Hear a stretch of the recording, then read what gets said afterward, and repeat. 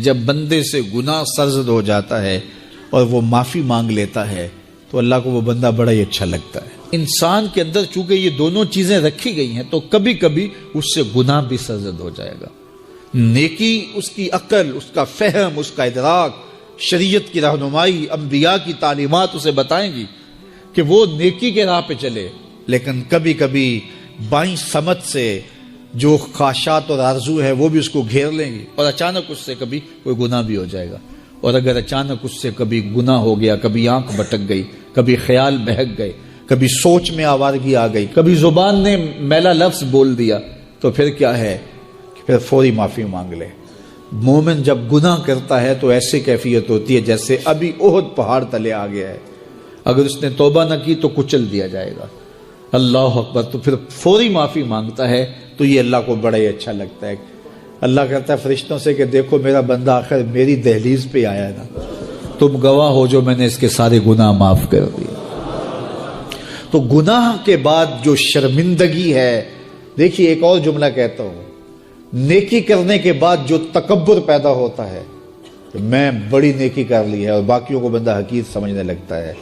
اور اس سے کوئی غلطی سرزد ہو جائے اس کے بعد شرمندگی ہوتی ہے اور اپنے آپ کو چھوٹا سمجھنے لگتا ہے اور اللہ سے معافی مانگتا ہے، تو اس نیکی کرنے کے بعد وہ جو آپ کے اندر تکبر اور رعونت اور عجب پیدا ہوا، اس سے کہیں بہتر ہے کہ آپ سے اگر کوئی خطا سرزد ہوئی تھی تو اس سے آپ کے اندر عجز اور توبہ کا جذبہ پیدا ہوا۔ اور اللہ کو یہ بڑا پسند ہے کہ کوئی بندہ، چونکہ ممکن ہی نہیں ہے کہ جب انسان ہے اس کے اندر یہ خواہشات رکھی ہیں تو کبھی اس سے، یہ انبیاء کی ذوات ہیں جو پاک ہیں، باقی کبھی کچھ خطا سرزد ہو جائے گی، اس سے معذرت کر لے۔ آپ نے نام سنا ہوگا ایاس کا، محمود غزنوی کا بڑا محبوب وزیر تھا اور بہت زیادہ بادشاہ اس سے محبت کرتا تھا، تو آیان سلطنت جلتے تھے، تو بادشاہ گاہے گاہے کوئی ایسا منظر ان کو دکھلاتا کہ اس سے میں خاص پیار کیوں کرتا ہوں۔ ایک دن بادشاہ کے ہاتھ میں موتیوں کی بھری ڈبیا تھی اور محل کے اندر یہ ایک حوض تھا، تالاب تھا، تو اس کے اندر اس نے وہ سارے موتی پھینک دیے۔ شفاف پانی اور نیچے فرش پہ پڑے ہوئے موتی نظر آ رہے ہیں، تو اس نے ایک ایک وزیر کو کہا کہ یہ موتی نکال کے لاؤ اور سنو اپنا لباس اور اپنا بدن نہیں بھیگنے دینا۔ تو سب نے کہا یہ کیسے ہوگا کہ موتی بھی تہ سے نکال کے لائیں اور بدن بھی اور کپڑے بھی نہ بھیگیں؟ تو دوسرے کو کہا، اس نے کہا حضرت یہ کیسے ہوگا، یہ شرط ہٹائیں تو پھر میں نکال کے لاؤں۔ جب بات آئی ایاز کی تو ایاز نے فوراً چھلانگ لگا دی، موتی پکڑے، ڈھونڈے، ہتھیلی میں لیے اور کانپتے ہوئے بدن کے ساتھ بادشاہ کے سامنے پیش ہوا، حضور یہ لے لیجئے۔ بادشاہ غصے میں تھا کہ میں نے کہا تھا لباس اور کپڑے بھیگنے نہیں چاہیے، تیرے بدن سے پانی نچڑ رہا ہے، تیرے لباس سے پانی نچڑ رہا ہے، یہ کیا؟ تو ایاز نے ہاتھ باندھ کے کہا بادشاہ سلامت، آپ کے دو حکم تھے، ایک حکم یہ تھا کہ موتی نکال کے لانے ہیں، دوسرا حکم یہ تھا کہ کپڑے اور بدن بھیگنا نہیں چاہیے۔ ایک کام میں نے کر دیا ہے، دوسری غلطی ہو گئی ہے، معافی چاہتا ہوں۔ تو کہا وزیرو یہ ہے خوبی اس کی، تم نے کہا ہم کیسے نکال کے لائیں، اس تالاب میں اتریں گے تو بدن تو بھیگے گا ہی بھیگے گا۔ تو کہا جب شہوات دی گئی ہیں، خواہشات رکھی گئی ہیں، آرزویں دیوانی ہیں، اور پھر اس کائنات کے اندر رہ کر کے حضرت انسان کبھی تو اس تالاب کی غلاظت سے اپنے آپ کو بھر ہی دے گا، تو پھر کمال کیا ہے کہ نیکی کے پھول پیش کر دے، سجدے کے موتی پیش کر دے، رکوع اور قیام کے موتی پیش کر دے، ہمدردی انسانیت کے ساتھ پیار کے موتی پیش کر دے، سارے موتی پیش کرے، پھر مالک کا جلال کہ تیرے کپڑے کیوں بھیگے، یہ گناہ کیوں کیا، یہ گناہ کیوں کیا، ہاتھ جوڑ کے کہے مالک اس کی معافی مانگ، تو اللہ تعالیٰ پچھلے گناہ نہ صرف معاف کرتا ہے بلکہ ان گناہوں کو نیکیوں میں تبدیل کرتا ہے۔ یہ آیت کریمہ اپنے دامن میں اتنی روشنی اور اتنی جامعیت کے ساتھ دین کا خلاصہ ہمارے سامنے رکھتی ہے کہ ہماری روحیں وجد کرنے لگ جاتی ہیں۔ تو ارشاد فرمایا بے شک اللہ حکم دیتا ہے عدل کا، احسان کا اور قرابت داروں کے ساتھ حسن سلوک کا، اور منع کرتا ہے بے حیائی سے،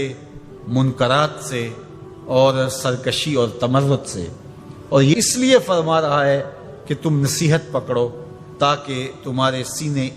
ہدایت کے نور سے روشن ہوں اور منور ہوں۔ حضرت حسن بصری رضی اللہ تعالی عنہ فرماتے ہیں کہ اس آیت کریمہ میں اللہ نے کسی بھی امر خیر کو چھوڑا نہیں ہے، ساری خیر اس کا خلاصہ بطور حکم ہمیں ارشاد فرما دیا، اور پھر فرمایا کہ اللہ تعالیٰ جل شانہ نے کسی برائی کو نہیں چھوڑا جس سے ہمیں منع نہ کر دیا ہو۔ ابن عاشور نے لکھا ہے کہ جتنے بھی مفاسد ہیں، جتنے بھی گناہ ہیں، ان گناہ کی جڑ یہ تین چیزیں ہیں: بے حیائی، منکر اور باغی۔ اور ان تین چیزوں سے منع کر کے گویا سارا راستہ بند کر دیا گیا گناہ کا اور برائی کا، اور تین چیزوں کا حکم دے کر کے خیر کے سارے راستے کھول دیے گئے۔ تو اسی ایک آیت کریمہ پہ اگر عمل نصیب ہو جائے تو پورے دین کی لطافتیں اور برکتیں نصیب ہونا شروع ہو جائیں۔ تو تین چیزوں کا حکم دیا کرنے کا، ان اللہ یامر بالعدل، بے شک اللہ عدل کا حکم دیتا ہے، انصاف کا حکم دیتا ہے۔ اگر تم نجات پانا چاہتے ہو تو غصے کے اندر بھی اور سرشاری کے اندر بھی تمہیں عدل سے، انصاف سے کام لینا پڑے گا۔ تو ہمارا دین ہمیں عدل سکھاتا ہے، اور قیامت کے دن 7 اشخاص جن کو اللہ اپنے عرش کا ٹھنڈا سایہ عطا فرمائے گا، ان میں سے پہلا شخص حضور نے ارشاد فرمایا امام عادل، وہ شخص جو عدل و انصاف کرتا ہے، وہ امام، وہ حاکم جو عدل سے امور سلطنت نبھاتا ہے، کل قیامت کا دن ہوگا، کوئی سایہ نہیں ہوگا، اللہ اسے اپنے عرش کا ٹھنڈا سایہ نصیب فرمائے گا۔ روایت میں آتا ہے کہ قیامت کے دن جو بادشاہ ہوں گے، حکمران ہوں گے، ان کے ہاتھوں میں ہتھ کڑیاں ہوں گی، اور ان کو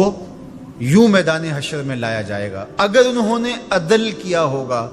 تو وہ ہتھ کڑیاں ٹوٹ جائیں گی اور انہیں جنت بھیج دیا جائے گا، اور اگر انہوں نے عدل و انصاف نہیں کیا ہوگا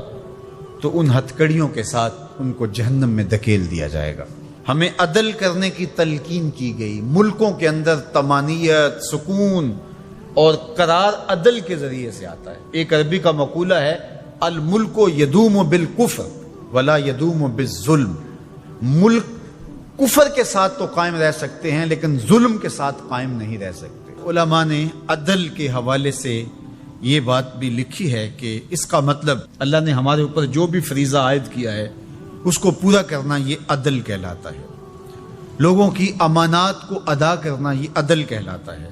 ظلم کو ترک کرنا اور انصاف کا بول بالا یہ عدل کہلاتا ہے۔ اس عدل سے مراد صاحب حق کو حق دینا ہے، جس کا جو حق ہے اس کو دینا یہ عدل کہلاتا ہے۔ اللہ جو ہمیں عدل کا حکم دیتا ہے، اس کا مطلب ہے ہمارے ذمے جس کا حق ہے، ہمارے باپ کا ہے، ہماری اولاد کا ہے، ہماری ازواج کا ہے، ہمارے اہل خانہ کا ہے، ہمارے ہمسایوں کا ہے، دوستوں کا ہے، جس کا بھی حق ہمارے ذمے ہے، بلکہ فرمایا کہ تیرے نفس کا تیرے اوپر حق ہے۔ حدیث طویل ہے کہ حضور علیہ الصلوۃ والسلام نے فرمایا ان لربک علیک حقا، تیرے رب کا تیرے اوپر حق ہے، ولنفسک علیک حقا، اور تیرے نفس کا تیرے اوپر حق ہے، ولأہلک علیک حقا، اور تیرے اہل کا تیرے اوپر حق ہے، اور ایک حدیث کے لفظ ہیں ولزوجک علیک حقا، اور تیری بیوی کا تیرے اوپر حق ہے، فآت کل ذی حق حقا، ہر صاحب حق کو تو نے حق ادا کرنا ہوگا۔ تو جس کا ہمارے ذمے حق ہے، جب ہم وہ ادا کرنے لگ جائیں گے تو یہ عدل قائم ہوگا، اور عدل قائم ہوگا تو معاشرہ پرسکون ہو جائے گا۔